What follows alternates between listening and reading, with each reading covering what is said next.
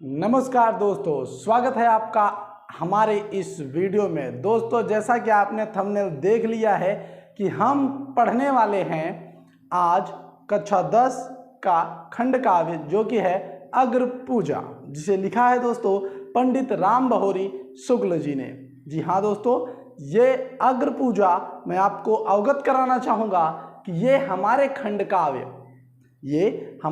काव्य हैं जो कि इलाहाबाद में भी लग रहे हैं, और यदि कहीं और पे लग रहे हैं तो आप उससे भी इसकी स्टडी कर सकते हैं। यदि आपके ज़िले में ये खंड काव्य लगता है तो यकीनन आज ये वीडियो आपके लिए ही बनाई जा रही है। तो अग्रपूजा की मैं कहानी आपको शुरू करने से पहले ये समझाना चाहूँगा कि अग्रपूजा आखिर है क्या। तो दोस्तों, जैसा कि आपको नाम इसका समझ में आ रहा है, अग्र यानी आगे और पूजा यानी पूज्य योग। तो जो सबसे पहले पूजने योग्य होगा उसी के लिए हमने अग्रपूजा का यहाँ पे नाम का इस्तेमाल कर लिया है। और बता दूं, अग्रपूजा नामक जो ये आपका खंड काव्य है ये महाभारत से लिया गया है। तो ये किस समय की घटना है? ये उस समय की घटना है जब महाराज युधिष्ठिर अपना राजसूय यज्ञ करना चाहते हैं, तब की ये घटना है। इस राजसूय यज्ञ की उन्हें सद्बुद्धि श्री कृष्ण जी देते हैं, और श्री कृष्ण जी को उस परिसभा में इन्होंने प्रथम पूज्य बनाने का निर्णय लिया और सभी लोगों ने इसका सम्मान किया। परंतु वहाँ पर एक व्यक्ति होता है जिसका नाम होता है शिशुपाल। वो इनका विरोध करता है। वो ऐसा क्यों करता है, चलिए जानते हैं आज के हम अपने इस खंड काव्य में। दोस्तों, पूरा कथानक वास्तु संक्षेप में हम आपको आज समझाने का प्रयास करेंगे। तो चलिए दोस्तों, सबसे पहले आता है हमारा सर्ग जिसका नाम है पूर्वाभास। जी हाँ दोस्तों, पूर्वाभास। इस सर्ग का नाम पूर्वाभास क्यों है, यकीनन सोचना चाहिए। तो देखिए दोस्तों, पांडव कितने भाई थे? 5 भाई थे। सबसे बड़े कौन थे? अच्छा, 6 एक कर्ण भी थे, परंतु कर्ण उस समय उनके साथ नहीं थे, याद रखिएगा। तो पांडव कुल 5 भाई थे। ठीक, तो इसमें से जो है कौन कौन थे? तो सबसे पहले युधिष्ठिर थे, फिर भीम, फिर अर्जुन, फिर नकुल और सहदेव। तो जो भैया ये सहदेव थे, इनके पास पूर्वाभास या पूर्व अनुमान लगने की एक शक्ति भी थी। इन्हें थोड़ा थोड़ा 10-5 मिनट पहले का भविष्य दिखता था। तो होता क्या है कि इस कहानी की शुरुआत लाक्षागृह से होती है। कहाँ से होती है दोस्तों? लाक्षागृह। लाक्षागृह वो घर होता है जो पूरी तरीके से मोम का बना हुआ होता है, और दुर्योधन ने ये घर भेंट कर दिया होता है किसको? पांडवों को रहने के लिए। तो भाई जब वहाँ पे पांडव रहने को जाते हैं तो उस घर में आग लगा दी जाती है। जब आग लगा दी जाती है तो सहदेव को ये आभास होता है कि यहाँ पर कुछ सुरंग है, और वह उस सुरंग से निकलकर बच जाते हैं। और बचकर वो घूमते घूमते पहुँचते हैं पांचाल नगर के समीप। वहाँ पर दोस्तों अर्जुन और भीम एक सभा में पहुँचते हैं जहाँ पे पांचाल नरेश अपनी बेटी द्रौपदी का स्वयंवर रचा रहे होते हैं। वहाँ पर उनकी पहली जो इच्छा थी, उनकी इच्छा ये थी कि ये जो कोई भी मत्स्य की आँख का भेदन करेगा, यानी मछली की आँख को भेद करेगा, वही द्रौपदी से शादी करेगा। तो सभी लोग, जैसा कि आप जानते भी होंगे, हार गए, और हमारे प्यारे से अर्जुन ने वहाँ पे मत्स्य का भेदन कर दिया। कई राजा इनके खिलाफ में आए, परंतु भीम और अर्जुन ने सबको हरा दिया और वहाँ से द्रौपदी को लेकर चले आए। जब ये घर लेकर आते हैं तो वहाँ पर सभी भाई बोलते हैं कि देखो माँ, हमने तुम्हारे लिए क्या लाया। तो माँ बिना देखे ही बोल देती है कि तुम लोग जो लेकर आए हो उसे आपस में बांट लो। इस प्रकार से माता के आदेश से और कृष्ण जी के उपदेश की वजह से महाराज द्रुपद ने 5 भाइयों का शादी द्रौपदी से कर दिया। ठीक दोस्तों, याद रखिए। अब इसके बाद वहाँ से सभी लोग वापिस आते हैं, और जब वो वापिस आते हैं तो हस्तिनापुर लौट आते हैं। जब हस्तिनापुर आते हैं तो धृतराष्ट्र युधिष्ठिर का राज्याभिषेक कर देते हैं, और राज्याभिषेक करके उन्हें आधा राज्य दे देते हैं, जिसका विरोध दुर्योधन और कर्ण दोनों ने किया था। परंतु इसके बावजूद धृतराष्ट्र ने आधा राज्य युधिष्ठिर को देने का निश्चय कर लिया, और आधे राज्य में युधिष्ठिर के हिस्से में खांडव वन दिया। वो खांडव वन जो बहुत ही बड़ा जंगल था, एक विशाल जंगल। दोस्तों यहाँ तक हमारा पूर्वाभास था। अब आता है हमारा दूसरा सर्ग जिसका नाम है समारंभ। दोस्तों इस समय क्या होता है कि सभी पांडव खांडवन चले आते हैं, और जब खांडवन आते हैं तो इतनी दुर्गम स्थिति वहाँ की देखकर युधिष्ठिर सोचने लगते हैं और श्री कृष्ण जी से कहते हैं कि हम यहाँ पर किस प्रकार से राज्य कर सकते हैं। तो वहाँ पर कौन कहता है भैया? कृष्ण जी। किससे? इंद्र से, कि भैया यहाँ पे कुछ व्यवस्था करिए। तो इंद्र ने आदेश दिया विश्वकर्मा को, और विश्वकर्मा जी आते हैं, और विश्वकर्मा जी आकर एक बहुत ही सुंदर वन को एक बहुत ही सुंदर नगरी में बदल देते हैं। इस प्रकार से दोस्तों वो एक निर्जन खांडवन क्या बन जाता है? इंद्रप्रस्थ। जी हाँ दोस्तों, इंद्रप्रस्थ, क्योंकि इंद्र की वजह से वहां का निर्माण हुआ था, इसलिए उस स्थान का नाम श्री कृष्ण जी ने इंद्रप्रस्थ रखा दिया। और वहां पर धर्म से राज्य करने लगे हमारे धर्मराज युधिष्ठिर। फिर उसके बाद हमारा तीसरा आता है व्यवस्था भैया आयोजन का।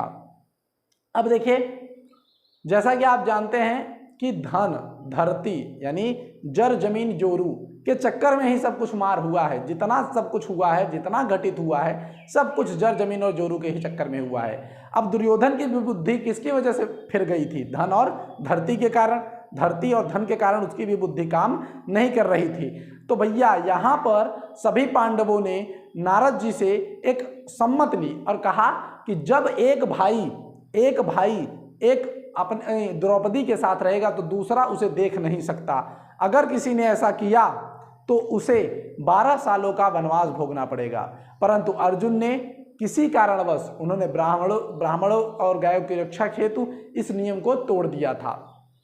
सीधी सी बात है, तो उन्हें 12 साल वनवास घूमना पड़ा था। इसी वनवास के समय ही ये पहुंचते हैं द्वारिका, और द्वारिका पहुंचकर सुभद्रा से शादी करते हैं जो कि कृष्ण की बहन थी। यहाँ की एक घटना मैं आपको समझाना चाहूँगा दोस्तों, जो कि हमारे इस खंडकाव्य में नहीं है, मैं आपको एक्स्ट्रा जानकारी देना चाहता हूँ। और जब सुभद्रा की शादी किसी और से करने को बलराम उतारू होते हैं तो वहाँ पर सुभद्रा किसको लेके भाग जाती है भैया? अर्जुन को। और बलराम गुस्सा हो जाते हैं कि कहीं ऐसा तो नहीं है कि अर्जुन लेके भागा है। तो बाद में कृष्ण उन्हें समझाते हैं कि ऐसा नहीं है, आपकी बहन लेकर अर्जुन को भागी है। तो भैया वो कृष्ण जी थे, उनकी माया उनकी महिमा कोई नहीं जानता। श्रीमन नारायण नारायण नारायण। ठीक दोस्तों, याद रखिएगा। इसके साथ साथ अब अर्जुन वापिस आ जाते हैं। ठीक, जब अर्जुन वहां से वापिस आते हैं तो अग्निदेव की भूख बहुत ज़्यादा बढ़ी होती है, तो वो खांडव वन का दहन कर देते हैं। जब वो खांडव वन का दहन कर रहे होते हैं उसी समय उस वन में एक दानव रहता है जिसका नाम रहता है मय दानव। वो सहायता के लिए पुकारता है, और सहायता के लिए जब पुकारता है तो अर्जुन उसे बचाते हैं। तो अग्निदेव का भूख शांत करने के लिए अग्निदेव ने खुशी होकर अर्जुन को क्या दिया दोस्त? श्वेत 4 घोड़े दिए और एक कपिध्वज नामक रथ दिया, जिसके ध्वज पर साक्षात हनुमान जी विराजमान थे। साथ ही साथ वरुण ने उन्हें एक अक्षय तुड़ी जिसमें बाणों को रखा जाता है और गांडीव धनुष दिया। अग्निदेव ने प्रसन्न होकर भगवान श्री कृष्ण को सुदर्शन चक्र और कौमुदी गदा प्रदान करी। और मैदानों ने अपनी जान बचाने के एवज में एक बहुत ही अच्छा दिव्य सभा का निर्माण किया युधिष्ठिर जी के लिए। और वहाँ पर मैदानों ने भीम को एक भारी गदा दी, एक बहुत ही अच्छी गदा दी। और साथ ही साथ उन्होंने अर्जुन को एक शंख दिया जिसका नाम था देवदत्त। दोस्तों इसके साथ ही साथ यहाँ पर राजसूय यज्ञ की बात होने लगती है। तो जो आपके कृष्ण थे उन्होंने युधिष्ठिर जी को एक दिमाग दिया, बोला कि आप राजसूय यज्ञ करो और सारे चारों तरफ जो है सबके ऊपर अधिपत्य कर लो, और इससे क्या होगा कि आप सम्राट बन जाएंगे और चारों तरफ धर्म ही धर्म होगा।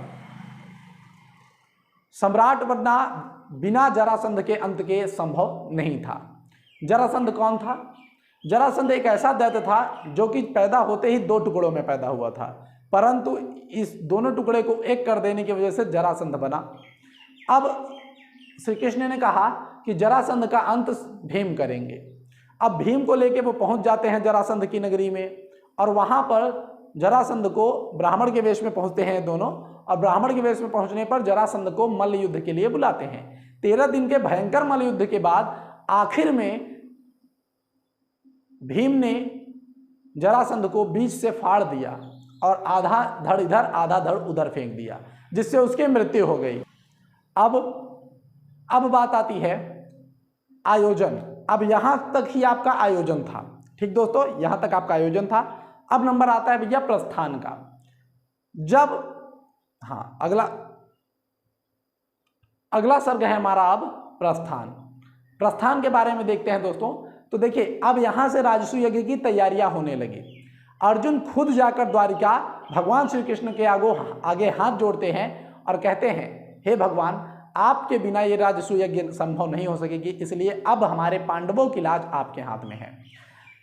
श्री कृष्ण जी जानते थे कि राजसूय यज्ञ हो रहा है तो कोई ना कोई इसमें बाधा जरूर पैदा करेगा, इसलिए श्री कृष्ण अपनी नारायणी सेना को लेकर और बलराम सहित वो आ जाते हैं इंद्रप्रस्थ, और वहां पर आकर के वे सभी ब्राह्मणों की बहुत अच्छे से आदर सत्कार करते हैं। अब देखिए दोस्तों, यहां तक था आपका प्रस्थान।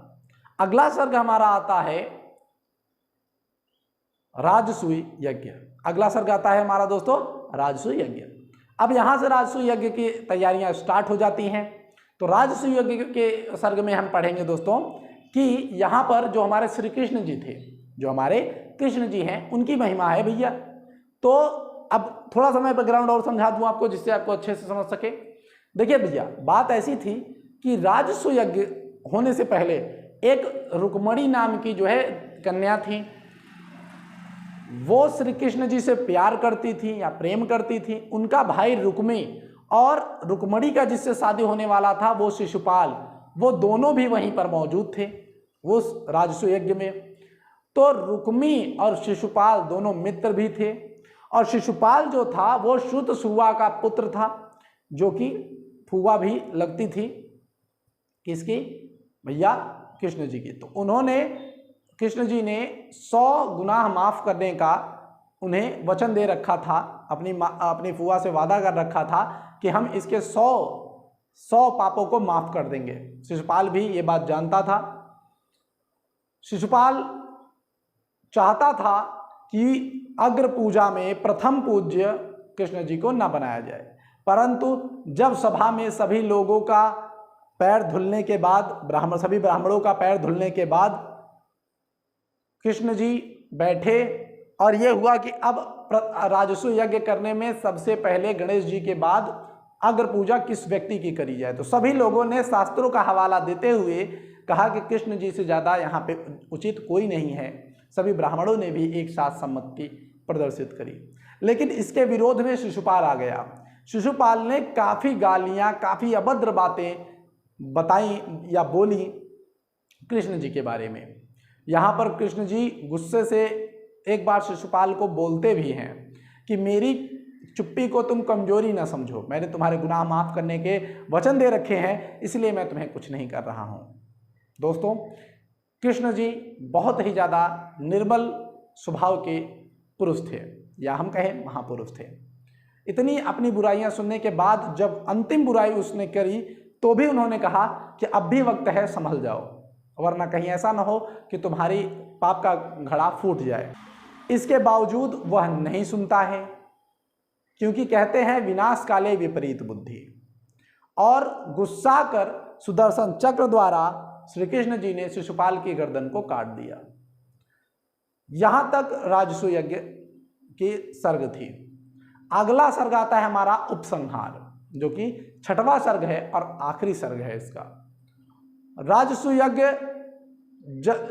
में जब इनकी मृत्यु हो जाती है शिशुपाल की, तो काफी लोगों ने कहा कि यह गलत बात है, मेहमान की मृत्यु करने से यज्ञ भंग हो गया।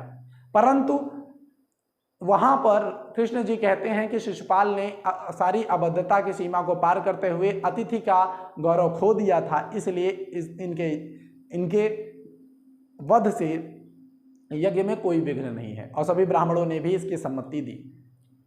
अब फिर इसके बाद राजसूय यज्ञ संपन्न होता है और अच्छे ढंग से संपन्न होता है। और याद रखिए कि ये जो उपसंहार है ये सबसे ज़्यादा इसमें इंपॉर्टेंट इसलिए है क्योंकि यहाँ से पता चलता है कि विनाश का जिसका समय आ जाता है उसकी दुर्बुद्धि आ जाती है, वो व्यक्ति गलत करने लगता है। साथ ही यहाँ से ये भी सीखने को मिलता है कि गलत काम का गलत ही नतीजा मिलता है, कभी इसका सही नतीजा नहीं मिलता, कभी इसका उचित नतीजा नहीं मिलता।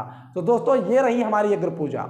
साथ ही साथ हमारी एक वीडियो और अग्र पूजा की है जो कि हमारी सबसे फेमस वीडियो इस टाइम पर है, तो उसे भी अगर आप देखना चाहें तो देख सकते हैं। दोस्तों वीडियो कैसी लगी ज़रूर बताइएगा। हमने पूरा कथानक वास्तु सारांश आपके सामने रखा। अब आपको करना क्या है, इसी में से आपको एक बार देख लेना है और उसके बाद अपना कथानक वास्तु सारांश जाकर आप बोर्ड की कॉपी में लिख दीजिएगा। हम मिलेंगे आपसे अगली वीडियो में, तब तक के लिए जय हिंद जय भारत। वीडियो को सब्सक्राइब लाइक शेयर ज़रूर करिए। धन्यवाद।